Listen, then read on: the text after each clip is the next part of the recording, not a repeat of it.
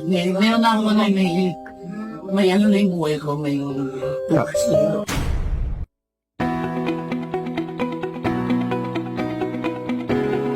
Bukol ako sa adrenal gland sa iba ko ng kidney ko. Tapos sa liver, meron ako mga lymph nodes, ulalis, yung liver ako.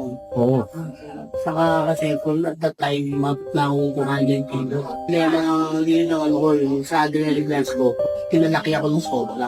Kasi hormonal imbalance. Operahan niya ako, 20% ako chance akong Buhay. So, nag-try ako ng mga herbal, hindi ko napapangalan niya. Oo. Alam ko naman mabuti herbal, so lumaki ako sa mga matatandaan. Ilan ang taning na lang kayo, coach, Noong dati? April po, April? dalawang buwan pong bili sa akin. Yung Kasi 10 months akong bedridden eh. Pinapagod ko na ako sa kwarto. bedridden.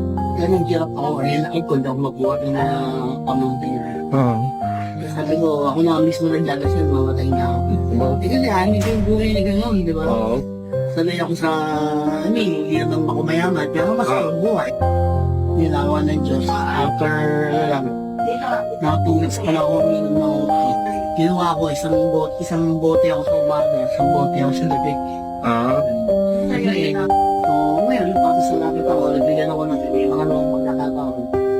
Kaya naman, sinishare ko. Kaya, thank you my Lord. Thank you my Manok. Okay. Yan.